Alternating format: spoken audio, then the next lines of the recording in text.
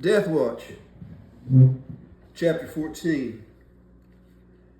Ben watched Maddox carefully as he approached the stone slab, but the man did not take his eyes off the burning tent as he went past the place where Ben had been buried and came on, running, the gun balanced in his right hand. Ben heard the tent collapse with a whoosh and the snapping noise of guy ropes burning through, but he did not take his eyes off Maddox. The man was in a fury, his eyes open and staring, his teeth gritted together. When the tent finally went wearily down, Maddox slowed and then, as though exhausted, began to walk, coming on pace by pace, the rifle hanging in his hand. Ben knew that it had to be now. He could feel the butt of his thumb through the dirty hairs of his beard as he drew his hand back. The brace of the slingshot was steady, unwavering, strong pressure against the inner side of his left arm. The head framing Maddox as he came on, now a little crouched as though stalking something. The yoke of the slingshot was firm. Ben tried to make the release an instantaneous thing, no muscle of his hand or fingers moving before or after any other muscle. Oddly, he did not know when the shot left, did not even hear the snap of the rubbers or the slap of the leather holder when it struck the Jeep fender. He saw nothing through the yoke but Maddox's right hand. In fact, he saw clearly only a row of knuckles where fingers and joints and joined the hand, a row of little round hills growing smaller, not quite as pink as the flat back of the hand or the rounded surface of the fingers. The skin on the second knuckle peeled back and became stark white for a second, and then red. The rifle dropped straight down, bounced off Maddox's right foot, and rolled into the sand. For a moment, as Ben loaded again, he lost sight of Maddox. But when he looked again, the man was doing a strange, awkward little dance out there in the sand.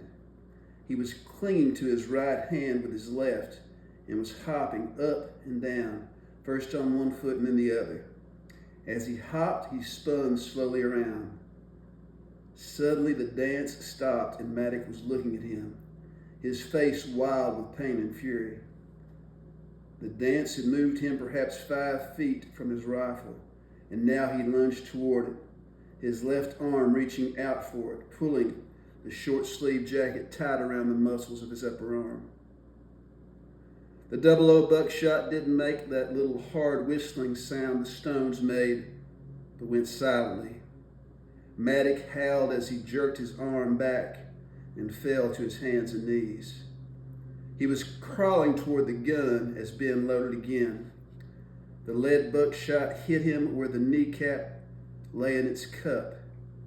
It ripped through the cloth and across his knee, opening the flesh.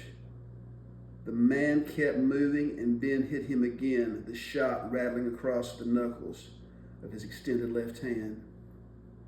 As Maddox's right hand, the fingers red with blood, reached out and touched the stock of the rifle, the buckshot struck his right wrist, embedding itself in the tendons.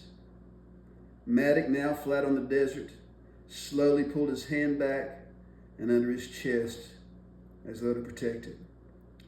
With the slingshot loaded again, Ben stood up and, never taking his eyes off Maddox, felt around on the tailgate until he found the leather pouch. Emptying some shots into his mouth, he put the pouch down again. Maddox, lying within reach of the rifle, turned his head in the sand and looked at him, the pale eyes cold, the skin of his freshly shaved face cold. Ben drew the leather holder back to his chin and aimed directly at the uppermost eye. "Don't move again," he said, his words a little slurred by the shot in his mouth. Ben circled carefully around him, aiming at him all the time. until he could reach the rifle. He scraped it away from Maddox with his foot until he could safely pick it up. Holding the gun aimed point blank at Maddox, Ben unsnapped the leather sling and, flipping it over his shoulder, took the gun in both hands and walked around until he was behind Maddox. He looped the sling around Maddox's ankles, drew it tight, and knotted it. As he backed away, Maddox started to roll over. Ben spat the book shot out into his hand and said, "I told you not to move, so don't move." At the Jeep, he got one of the canvas belts he used to lash the water cans in their racks and went back to Maddox. With the rifle muzzled pressed against the back of Maddox's neck, Ben reached under him, got the bloody hands out and tied them behind him. Not satisfied with the sling and belt, Ben went over to the butte. It was a simple matter to pull down the rope Maddox had looped over the tent pegs. Carrying the rope and tool bag, Ben returned and tied Maddox's wrists and ankles with the rope. Rolling Maddox over on his back, Ben searched the big flat pockets of the fancy bush jacket, finding keys to the suitcase and the duffel and the Jeep in one pocket, the rotor and the hornet bolt in another. Ben put the rotor back in first and then unlocked the duffel bag and emptied it out on the sand. The old man's stained felt hat fell out first. It hurt getting his feet into the boots, but once they were on, his feet only ached a little. Dressed, Ben tossed the slingshot into the front of the Jeep and went back to Maddox, who was now sitting up in the sand. Getting him under the arms, he dragged him over to the Jeep, lifted him up, and strapped him in with a seatbelt. During all this time, Maddox only stared at him. It was not a look of anger or of defeat or of fear. It was a steady, cold, intelligent probing. Ben had been right. The Jeep did not start at once, and he had to crank it 3 or 4 times before the engine caught and ran. He wheeled the Jeep to the east and headed back toward the Little Range Mountains. For the first time, Maddox spoke. "This isn't the way." "It's the way," Ben said. "Where are you going?" "To get the old man." "Oh," Maddox said, "yes." Ben drove the Jeep up to the same place he had parked it before.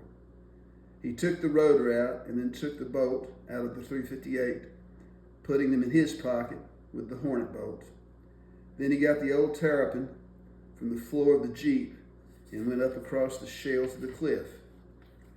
The old man was not there, and it took Ben a little while to find where Maddox had stuffed the naked body under an overhang of rock. Nobody, not even Les Stanton, could have seen him from the air or on foot, unless he were looking for the body. The vultures had not touched him yet, but he was stiff in death, hard to wrap and harder to carry. There was a nauseating, sweetish smell coming from him as Ben carried him down and laid him in the back of the Jeep, lashing him in, for the tailgate couldn't be closed. As Ben started the engine, Maddox said, "Aren't you going to help me?" "Help you? Help you do what?" Ben asked, his hand on the gear shift lever. "You've broken my hand. You've broken my wrist. You've broken my leg, and I'm bleeding profusely. Aren't you going to help me?" Ben tried to hold back his anger as he put his hand on Maddox's back and, restraining his desire to shove the man brutally forward, just pushed him enough to see his hands. His right hand was a real mess, covered with sand and blood, the bone of his knuckle sticking out strangely clean and white. His left arm looked only bruised, a big swollen purple place where the buckshot had torn it through the muscle. It wasn't bleeding badly. Pushing Maddox back against the seat, Ben reached down and, taking the cloth beside the little hole the shot had made, tore open the khaki trousers. Maddox's knee was in bad shape, bloody and torn. Ben put the Jeep into gear and started very slowly down the slope. "There's nothing I can do for you," he said, "and you're not bleeding enough to make a difference." On the floor of the desert, Ben turned west and worked up through the gears until the Jeep was going well in third, averaging about 10 miles an hour. When he reached the distant mountains, Ben knew it would be slower going, all four-wheel drive, scrambling up and through a long, winding canyon. It was going to be late at night before they got home. After a while, Maddox said, "I'm not in a very good position to make a deal with you, Ben, but let's talk." "Go ahead. Have you thought this thing out?" "I've thought some about it. I mean all the way out, all the different ways." "Go ahead," Ben told him. "To you, because everything to you is simple and straightforward and honest, this entire little episode may seem just that, simple, straightforward, clean cut, no questions." Maddox paused for a long time. "I'm different," he said at last. "I guess you could say that I'm a liar, Ben. Yes, I guess some people could say a thing like that." Ben saw Maddox's head turn toward him and knew that Maddox was looking at him. "I'm not a brand new liar either, Ben. I'm an old hand at it. I've had a lot of practice. As a matter of fact, some people consider me an expert at it. Now, as we discuss this matter, I want you to keep that in mind, Ben. It'll be easy. And I'm a survivor, Ben. That's something you don't know much about, but in the jungle I live in, it takes a smart man to survive. You've got to be smart and shrewd and cold, and you've got to be a professional liar. It's a tough, mean world. Ben, listen, I'm really in very great pain." Ben turned for a second to look at him, wondering that he felt absolutely nothing for this man. No hatred, no desire for revenge, and no triumph, no sense of victory, just nothing. "So am I," he said, "and there's nothing we can do about it." "You could loosen the rope on my hands. My hand is really in bad shape. Why do you need the rope anyway? I'm helpless, and I might get gangrene this way."